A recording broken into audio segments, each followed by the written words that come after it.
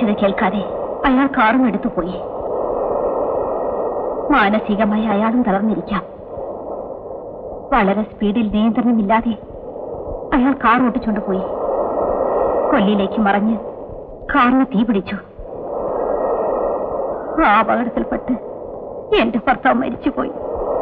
Fantastic story.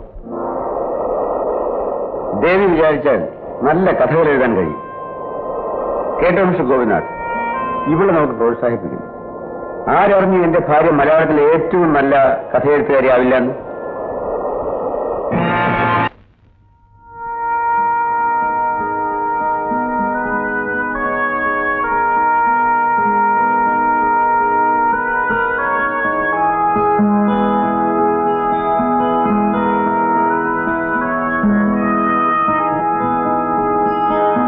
എന്തിനാ എപ്പോഴും ഇങ്ങനെ ഒറ്റയ്ക്കിരിക്കുന്നത്? ഞാൻ ഒറ്റയ്ക്കായിരുന്നു എന്നും. അദ്ദേഹം നല്ലവനാണ്. മേഡത്തിന് വലിയ സ്നേഹമാണ്. ഇത് പറയാനായിരിക്കും നിനക്ക് പണം തന്നോടെ നിയമിച്ചിരിക്കുന്നത് അല്ലേ? എന്നോട് എന്തിനാ ദേഷ്യപ്പെടുന്നത്?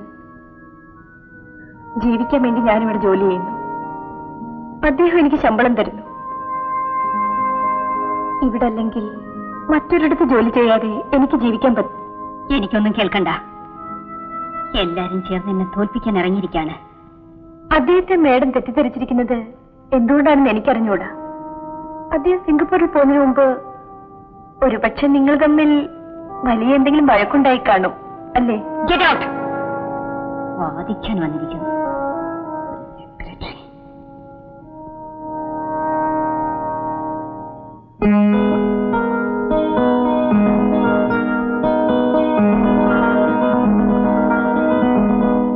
ഏതായാലും ഇങ്ങനൊരു പ്രശ്നം ഇവിടെ ഉണ്ടായത് ഒരു ഭാഗ്യമായിട്ട് ഞാൻ കരുതുന്നു.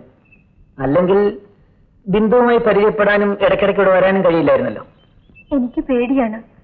ഇവിടെ വന്ന ദിവസം മുതൽ പേടിച്ചാണ് കഴിയുന്നത്. രാത്രിയാൽ ആ ബംഗ്ലാവിൽ എവിടെയൊക്കെയോ ചില ശബ്ദങ്ങൾ കേൾക്കാം. ഒരു ദിവസം രാത്രി മിസ്സസ് ദേവി മേനോന്റെ മുറിയിൽ നിന്ന് ഒരു പൊട്ടിക്കരച്ചിൽ കേട്ടു. ഞാൻ ചെന്ന് നോക്കുമ്പോ അവർ ആ കട്ടിലിൽ മുഖം കുനിച്ചിരുന്ന് കരയുന്നതാണ് കണ്ടത്. മരിച്ചുപോയവരുടെ ആത്മാവ് ശല്യം ചെയ്യാറുണ്ടെന്ന് കേട്ടിട്ടുണ്ട്. പക്ഷേ മരിച്ചുപോയവർ തിരിച്ചു വരുന്നത് ഇതാദ്യമായിട്ടാണെന്ന് തോന്നുന്നു. എന്തോ എനിക്കൊന്നും അറിഞ്ഞൂടാ. ബിന്ദുവിന് ഇവിടെ കഴിയാൻ ബുദ്ധിമുട്ടുണ്ടെങ്കിൽ ഞാൻ മിസ്റ്റർ രാജിനോട് വിവരങ്ങളെല്ലാം പറയാം. ഒരു ചെറിയ ചടങ്ങ് നടത്തി നമുക്ക് ഒന്നിച്ച് ജീവിതം ആരംഭിക്കാം. എന്താ നീയൊന്നും മിണ്ടാത്തെ? എന്തിനാ ബിന്ദു വിഷമിക്കുന്നത്? ഇപ്പൊ എനിക്കതിന് സ്വാതന്ത്ര്യമില്ല. എന്തുകൊണ്ടാണ് നിന്നോട് ചോദിക്കരുത്. ഞാനൊരു പോലീസ് ഉദ്യോഗസ്ഥനായതുകൊണ്ടാണ് എന്നോട് പറയാൻ പഠിക്കുന്നത്. എപ്പോഴും എന്നെ അങ്ങനെ കരുതരുത്. വരൂ.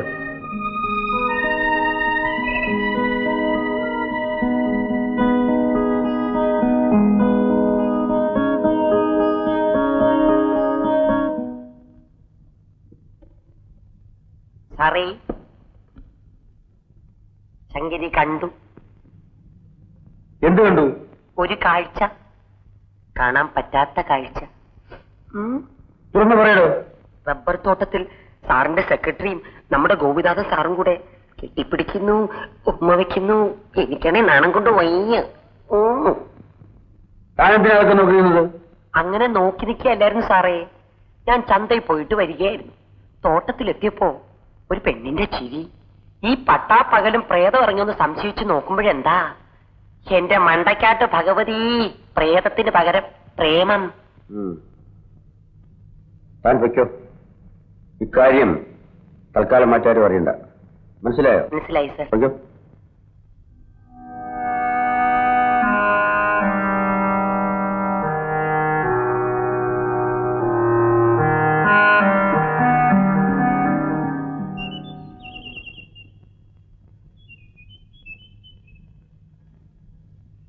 ബിന്ദു, നീ എവിടെയായിരുന്നു എന്ന് എനിക്കറിയാം. ഒരു പോലീസ് ഓഫീസറെ പ്രേമിച്ചു നടക്കാനല്ല ഞാൻ നിന്നെ ഇവിടെ കൊണ്ടുവന്നത്. ലക്ഷ്യസ്ഥാനത്തെത്തുമ്പോ ഉദ്ദേശം മറന്നു പോകുന്നവരുണ്ട്. എനിക്കവരെ പുച്ഛമാണ്. ബിന്ദുവിന് മനസ്സിലാകുന്നുണ്ടല്ലോ? Sorry sir. It's all right. നീ ചെറുപ്പമാണ്. പ്രേമമെന്ന് കേട്ടാൽ പിടഞ്ഞു വീഴുന്ന പ്രായം.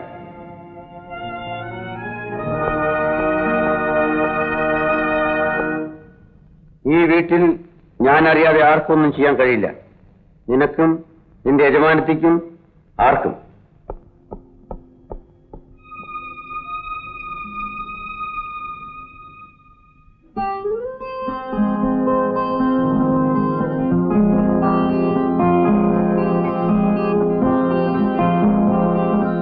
ശരി, ഞാൻ അത്യാവശ്യമായിട്ടൊരു സ്ഥലം വരെ പോകുന്നു. നാളെ വരും. ആരെ ഫോൺ ചെയ്താൽ പറയണം. ഞാൻ കാറെടുത്ത് പോകുന്നു. നിനക്ക് ആവശ്യമൊന്നുമില്ലല്ലോ. നാളെ കാണാം. ബൈ.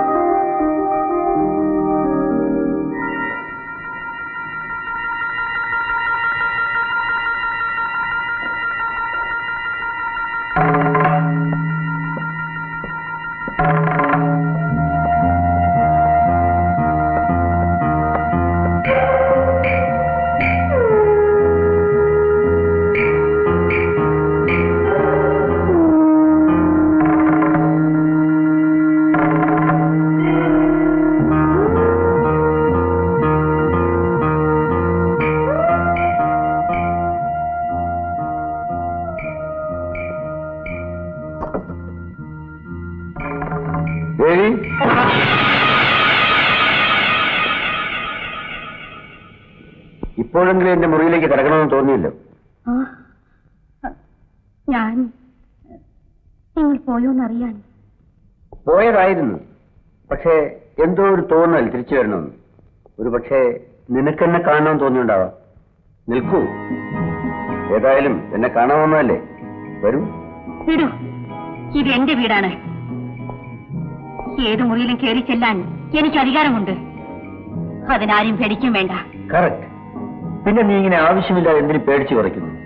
നോക്കൂ ദേവി, കഴിഞ്ഞതൊക്കെ മറക്കാം. ഞാനൊരു പുരുഷനാണ്. സ്നേഹിക്കാനും സ്നേഹിക്കപ്പെടുവാനും ആഗ്രഹമുള്ളത്. നമ്മളിങ്ങനെ അകന്നു കഴിഞ്ഞാൽ അതുകൊണ്ട് ആർക്കെന്ത് ലാഭം? ഇനിയുള്ള കാലമെങ്കിലും നമുക്ക് സ്വസ്ഥമായി ജീവിക്കാം.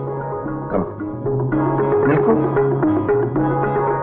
എന്റെ മുറി പരിശോധിക്കാനാണ് വന്നതെങ്കിൽ ഞാൻ മാറിത്തരാം.